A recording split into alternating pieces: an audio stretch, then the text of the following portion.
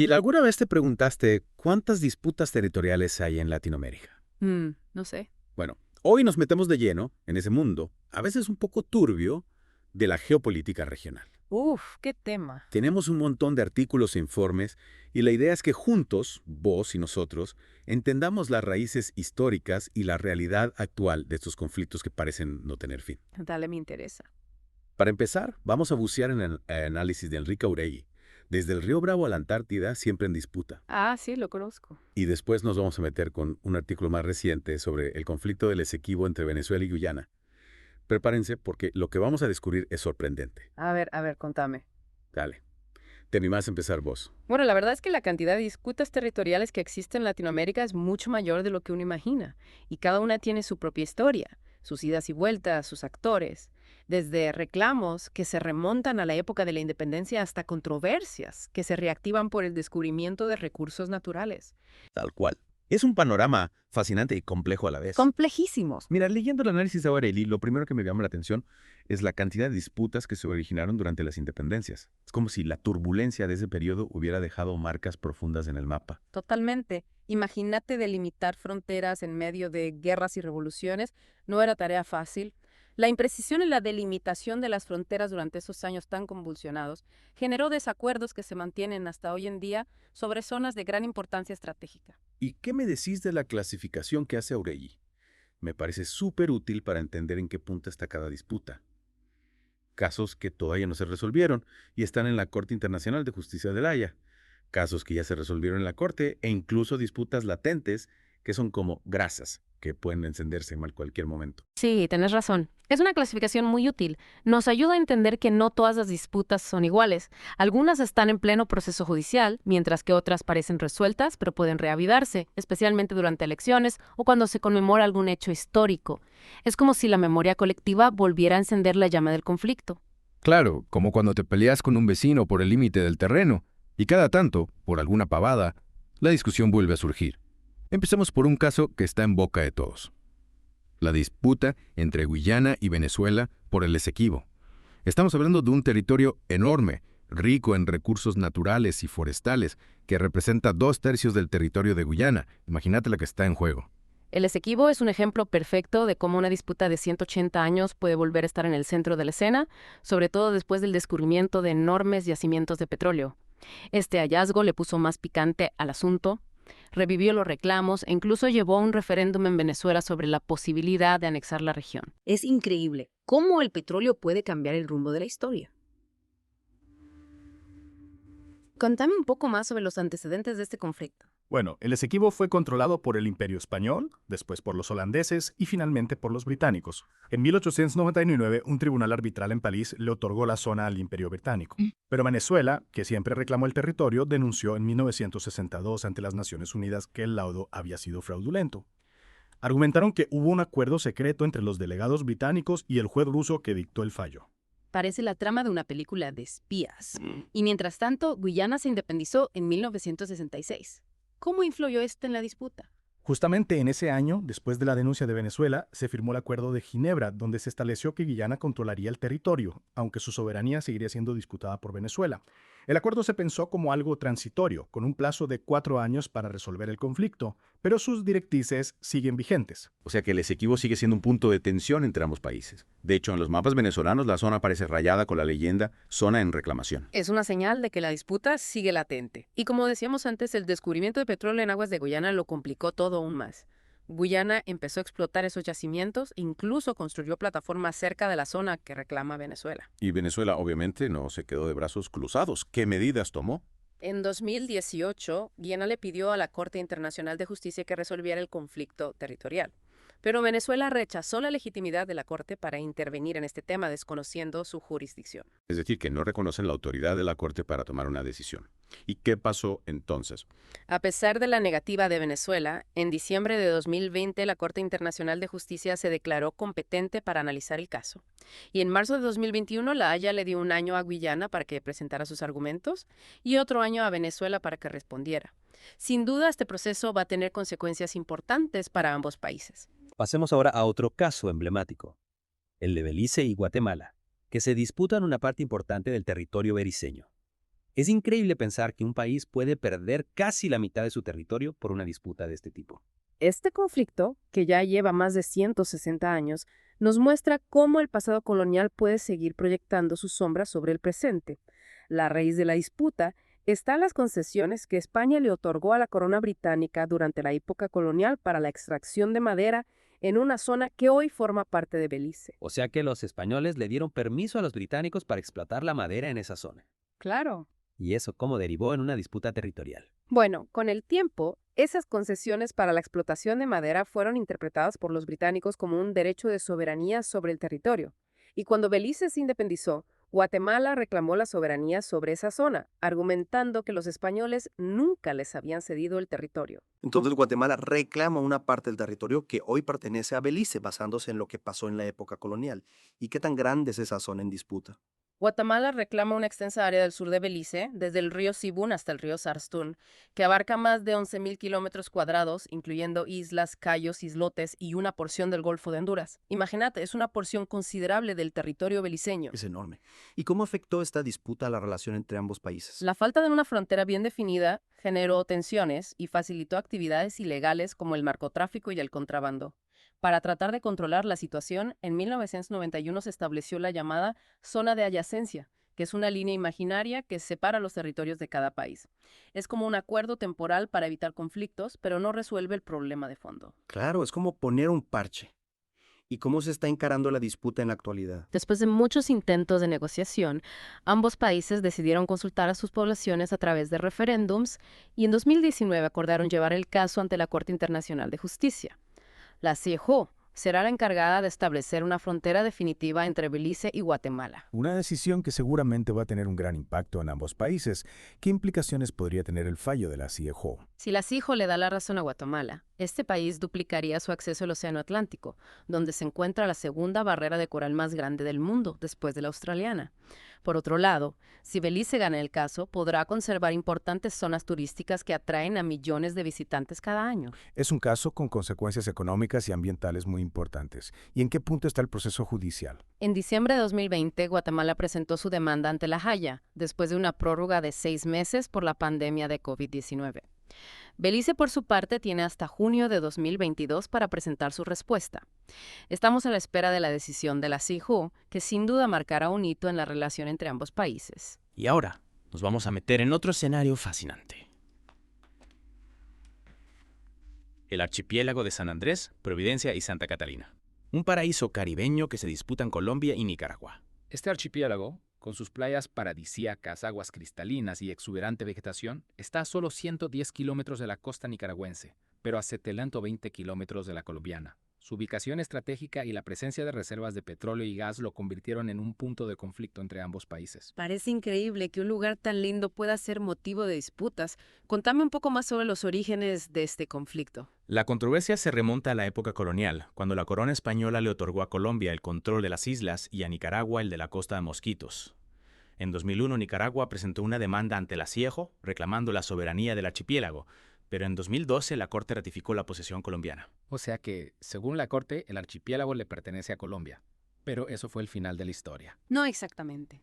La misma resolución que le dio la soberanía territorial a Colombia le concedió a Nicaragua derechos económicos exclusivos sobre una amplia zona marítima que antes le pertenecía a Colombia. Es decir, Colombia tiene las islas, pero Nicaragua tiene derechos económicos sobre una gran parte de las aguas que las rodean. ¿Qué fallo más complejo?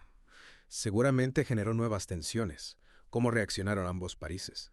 Colombia argumentó que el fallo no se podía aplicar hasta que no se firmara un tratado con Nicaragua y decidió delimitar la zona contigua integral, considerando las aguas del archipiélago como una sola unidad. Es decir, que no reconocen la delimitación que hizo la CIEJO. Y eso obviamente no le gustó nada a Nicaragua. ¿Cuál fue la respuesta de Managua? Nicaragua presentó 2 nuevas demandas ante La Haya, argumentando que Colombia no estaba respetando el fallo de 2012 y exigiendo la extensión de su plataforma continental más allá de las 200 millas. Nicaragua considera que tiene derecho a una porción mayor del mar territorial. Un nuevo capítulo en este largo litigio. ¿Qué argumentos usa Colombia para defenderse? Colombia sostiene que las actividades de exploración petrolera de Nicaragua en la zona están dañando la biodiversidad y violando los derechos de pesca artesanal y de subsistencia de la población indígena. En este punto, Colombia se preocupa por el impacto ambiental de las actividades de Nicaragua. Un argumento que nos recuerda que en este tipo of conflicts no solo se trata de territorio, sino también de la protección del medio ambiente. ¿Y qué podemos esperar en el futuro de esta disputa? La CIA ya empezó a analizar las nuevas demandas, pero todavía no hay una fecha definida para anunciar su decisión. Es un caso complejo que seguramente va a tener un impacto significativo en la relación entre Colombia y Nicaragua. Y ahora nos vamos más al sur para analizar otro conflicto fascinante. La disputa entre Chile y Bolivia por el río Sila. Es increíble cómo un río puede convertirse en un punto de tensión internacional. Este caso nos muestra la creciente importancia de los recursos hídricos, especialmente en zonas que enfrentan una creciente escasez de agua. El Sila nace en el departamento de Potosí, en Bolivia, a pocos kilómetros de la frontera con Chile, y desemboca en el río San Pedro de Inacaliri, en la cuenca del Pacífico. Entonces, un río que nace en Bolivia y desemboca en Chile. ¿Y cuál es el problema entre ambos países? Bolivia argumenta que el Silala es un manantial cuyas aguas fluyen hacia Chile, en parte a través de canales artificiales construidos en 1908, y acusa a Chile de utilizar sus aguas de forma ilegal y abusiva sin pagar por ello.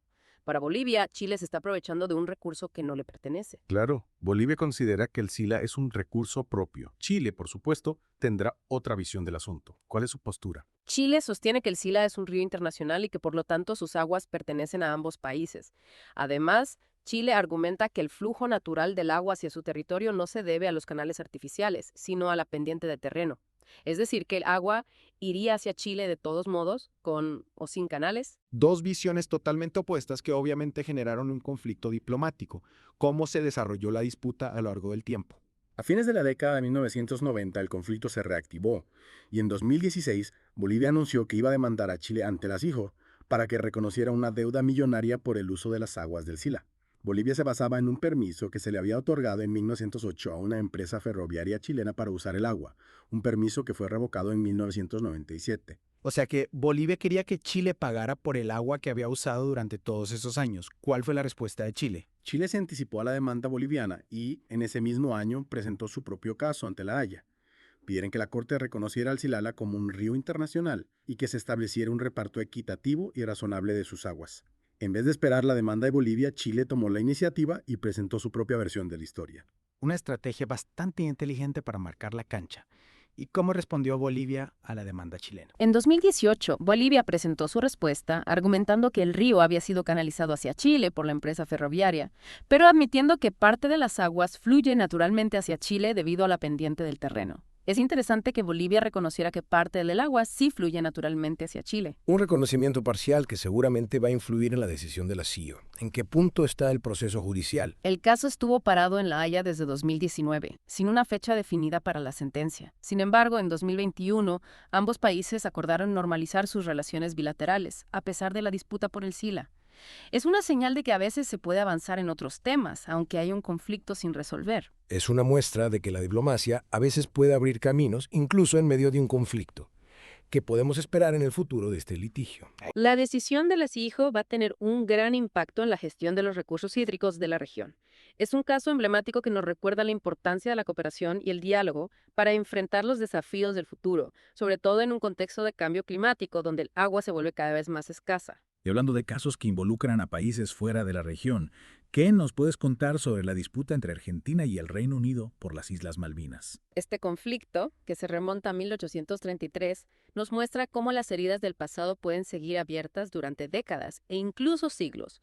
Las Islas Malvinas, un archipiélago ubicado en el Atlántico Sur, son un territorio de ultramar británico, pero Argentina reclama su soberanía. Es un tema muy sensible para ambos países. Una disputa que lamentablemente terminó en una guerra en 1982. Exactamente. La Guerra de las Malvinas, que duró 74 días, dejó cientos de muertos y terminó con la rendición de Argentina. Sin embargo, la derrota militar no apagó el reclamo argentino sobre las islas. Para Argentina, la soberanía sobre las Malvinas es una cuestión de honor nacional. Un reclamo que se mantuvo firme en la política exterior argentina, independientemente del gobierno de turno. Así es.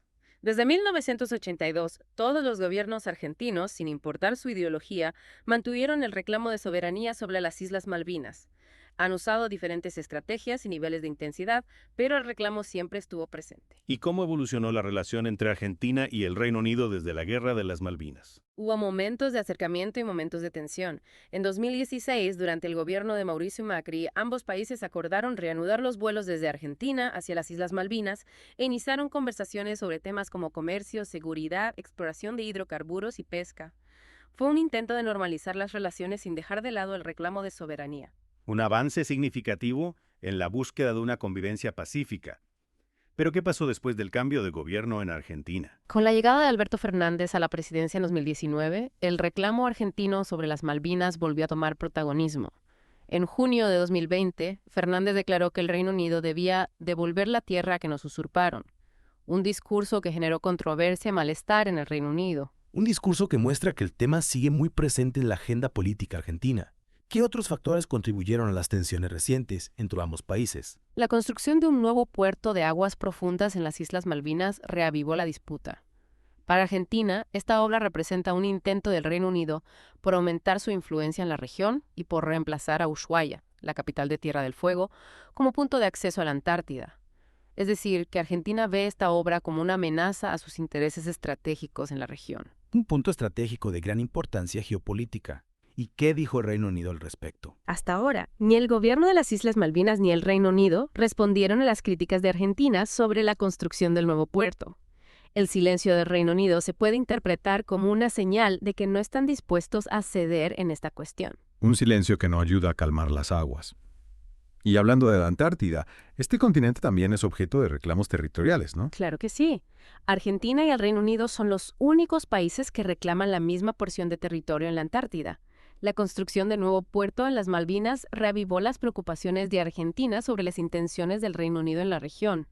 Es como si la disputa por las Malvinas se proyectara hacia la Antártida. Una disputa que nos lleva al corazón de la geopolítica global. Y ahora, para seguir explorando la diversidad de conflictos territoriales en América Latina, hablemos de un caso menos conocido, pero no por eso menos interesante. La disputa entre Argentina y Chile por el pasaje de Drake. Este caso, que se reactivó en agosto de 2021, nos muestra cómo la delimitación de los espacios marítimos puede generar tensiones diplomáticas. El pasaje de Drake, un estrecho marítimo que separa América del sur de la Antártida, es un punto estratégico para el control del acceso al continente blanco. Quien controla el pasaje de Drake controla una de las principales rutas hacia la Antártida. Y si no me equivoco, Argentina y Chile casi van a la guerra en la década de 1970 por una región cercana al pasaje de Drake. La historia de tensiones entre ambos países por el control de los mares australes es larga. Exactamente. En agosto de 2021, el presidente chileno Sebastián Piñera aprobó un decreto que extendía los límites marítimos de Chile en unos 30.000 kilómetros cuadrados. Esa decisión generó una fuerte reacción de Argentina. Claro, porque dentro de esa extensión se incluyó una zona que Argentina considera propia. Exacto. Dentro de esa extensión se incluyó una zona de unos 5.500 kilómetros cuadrados de plataforma submarina en el pasaje de Drake que Argentina considera propia. Para Argentina, Chile estaba avanzando sobre territorio argentino, un área que seguramente tiene un gran valor estratégico y económico, sobre todo por la posibilidad de encontrar recursos naturales en el lecho marino. ¿Cómo reaccionó Argentina ante el decreto chileno? El gobierno argentino acusó a Chile de intentar apropiarse de una parte de la plataforma continental argentina, argumentando que esa área había sido reconocida como parte de su territorio por la Comisión de Límites de la Plataforma Continental de las Naciones Unidas en 2016, es decir, que Argentina se basaba en un reconocimiento internacional de sus límites marítimos. Un argumento que parece sólido. ¿Cómo respondió Chile a las críticas argentinas? Chile argumentó que la Comisión de Límites de la Plataforma Continental es un órgano científico que no tiene autoridad para determinar los límites legales de un país. El entonces canciller chileno, Andrés Ayamand, respondió a las protestas argentinas afirmando que nadie se apropia de lo que le pertenece y asegurando que la situación se resolvería mediante el diálogo entre ambos países, de acuerdo con los tratados existentes.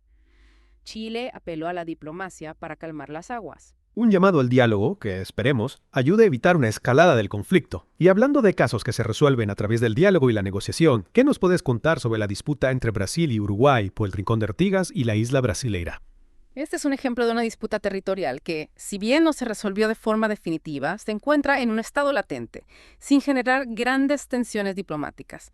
La disputa se centra en dos pequeñas áreas fronterizas: el Rincón de Artigas, una región de unos 220 kilómetros cuadrados, y la isla Brasilera, un islote deshabitado de 2 kilómetros cuadrados ubicado en el río Cuarén. Dos territorios relativamente pequeños, pero que representan un punto de divergencia en la interpretación de los tratados fronterizos entre ambos países. Exacto.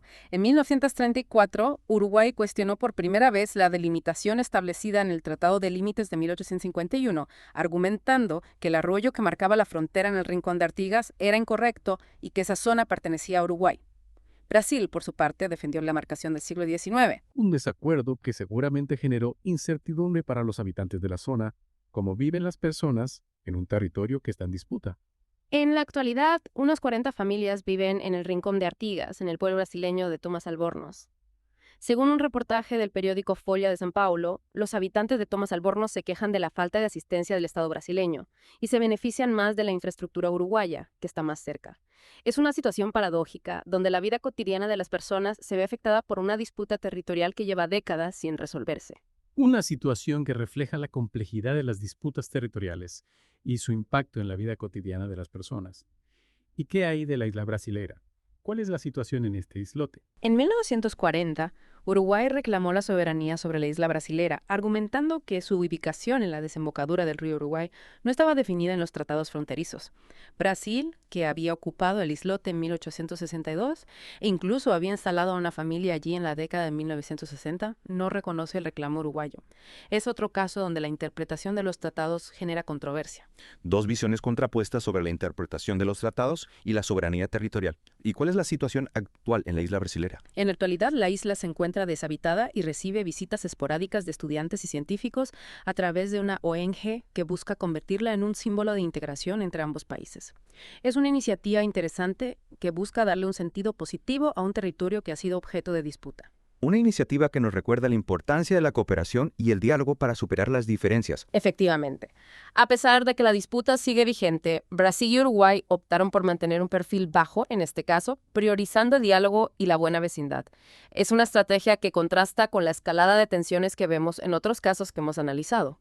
Y para cerrar este recorrido por las disputas territoriales en América Latina, hablemos de un caso que, si bien no llegó a instancias judiciales internacionales, sigue siendo un punto de fricción entre Haití y Estados Unidos, la isla de Navassa. La isla de Navassa, un pequeño territorio ubicado en el Mar Caribe, es un claro ejemplo de cómo el legado colonial puede generar conflictos que se extienden por décadas. En 1859, un capitán estadounidense reclamó la posesión de la isla en nombre de Estados Unidos, amparado en una ley que permitía a los ciudadanos estadounidenses apropiarse de islas con fines de extracción de guano, siempre y cuando no estuvieran bajo la jurisdicción de otro gobierno. Una ley que refleja el espíritu expansionista de Estados Unidos en el siglo XIX. Pero, ¿qué hay de Haití? No tenía ningún reclamo sobre la isla. En 1801, Haití había incluido a la isla de Navassa en su nueva constitución, pero Estados Unidos no reconocía al gobierno haitiano en ese momento y, por lo tanto, ignoró las protestas de Haití. Es un caso donde la simetría de poder entre ambos países jugó un papel fundamental. Una muestra del poderío de Estados Unidos y su capacidad para imponer su voluntad en la región. ¿Y cuál es la situación actual de la isla? En la actualidad, la isla de Navassa es considerada una reserva natural y está administrada por el Servicio de Pesca y Vida Silvestre de Estados Unidos. Haití, por su parte, sigue reclamando la soberanía sobre la isla en su constitución actual, pero no ha tomado acciones concretas para hacer valer su reclamo. Es un conflicto congelado que refleja las asimetrías de poder entre ambos países. Y hasta aquí nuestro recorrido por algunos de los casos más emblemáticos de disputas territoriales en América Latina. Como vimos, cada caso tiene su propia historia, sus propias complejidades y sus propios desafíos. Desde reclamos históricos que se remontan a la época colonial, hasta controversias reavivadas por el descubrimiento de recursos naturales, las disputas territoriales son un reflejo de las tensiones geopolíticas, las rivalidades históricas y los intereses económicos que se entrecruzan en la región. En la próxima entrega vamos a analizar las causas y consecuencias de estos conflictos, así como las perspectivas para su resolución. Realmente, Che, es un tema que te atrapa. Recorrimos un montón de casos, desde el Esequibo hasta la Isla Conejo, pasando por el Golfo de Fonseca y el pasaje de Drake. Cada uno nos mostró una faceta diferente de la geopolítica latinoamericana. Sí, es fascinante cómo la historia, la economía y los recursos naturales se combinan para generar estos escenarios de tensión, a veces un poco preocupante, ¿no? Totalmente. Y más allá de los casos específicos, hay algo que me quedó resonando. ¿Qué cosa? ¿Cuáles son los factores que explican por qué estas disputas se mantienen a lo largo del tiempo? Buena pregunta. Ahí O'Reilly, en su análisis, nos invita a mirar más allá de cada caso en particular, a entender las fuerzas que moldean estas disputas. Habla, por ejemplo, de la influencia de actores externos, como Estados Unidos. ¿En qué sentido Estados Unidos influye en las disputas territoriales de Latinoamérica? A ver, contame más sobre eso. Bueno, O'Reilly argumenta que la injerencia de Estados Unidos en la región ha contribuido a la desestabilización política, a la polarización social y a la dependencia económica. Y eso, a su vez, genera un terreno fértil para que estos conflictos se perpetúen e incluso se agraven. Entiendo.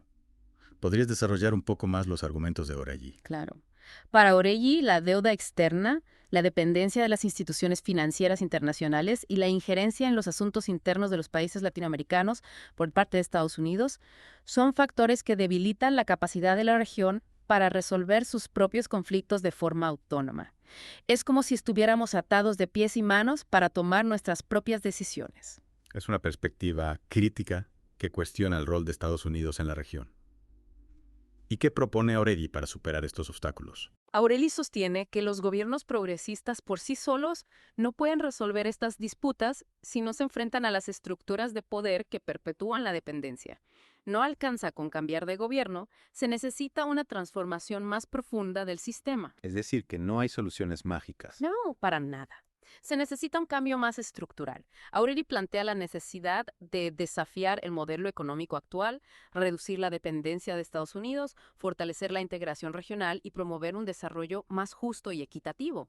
Es una visión que busca un cambio profundo en la relación entre Latinoamérica y Estados Unidos y también en la forma en que nos desarrollamos como región. Una visión que seguramente genera debate. Sin duda. Pero que nos invita a pensar en soluciones de largo plazo para los conflictos de la región. ¿Y hay algún ejemplo concreto que ilustre este punto de vista? Sí, O'Reilly compara los casos de Brasil y Venezuela.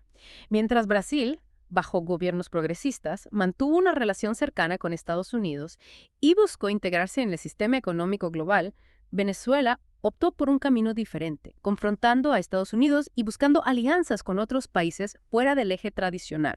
Son dos modelos distintos con resultados también diferentes. Dos caminos diferentes, dos formas distintas de relacionarse con Estados Unidos. ¿Podrías contarme un poco más sobre esa comparación? Claro. Mientras Brasil logró un crecimiento económico significativo en las últimas décadas, también experimentó un aumento de la desigualdad social. Venezuela, por su parte, enfrentó una grave crisis económica y política, pero mantuvo un mayor grado de autonomía frente a Estados Unidos. Son dos ejemplos que nos muestran que no hay recetas fáciles para el desarrollo y que cada país debe encontrar su propio camino, teniendo en cuenta sus propias particularidades y su contexto histórico. O sea que no se trata de copiar modelos, Exactamente. sino de construir un camino propio adaptado a la realidad de cada país. Tal cual. Y como vimos a lo largo de nuestro análisis, las disputas territoriales son solo una de las muchas caras de la compleja realidad latinoamericana. Una realidad atravesada por la historia, la geopolítica, los recursos naturales y la búsqueda de un desarrollo más justo y equitativo. Una realidad que nos interpela, que nos invita a reflexionar y a buscar soluciones. Y en este contexto, la información, el análisis crítico y el debate son herramientas fundamentales para comprender los desafíos del presente y construir un futuro mejor. Llegamos al final de nuestra inmersión en las disputas territoriales de Latinoamérica. Esperamos que este viaje les haya brindado nuevas perspectivas para entender este complejo panorama. Sí, totalmente. Recuerden que los mapas no cuentan toda la historia. Detrás de cada línea fronteriza hay comunidades, historias, intereses y sueños que debemos tener en cuenta. Los invitamos a seguir explorando, a cuestionar, a debatir y a construir un futuro más justo y pacífico para América Latina. Gracias por escuchar Geopolítica, un podcast de Enrique O'Reilly. No olvides apoyar nuestro trabajo. Hasta la próxima.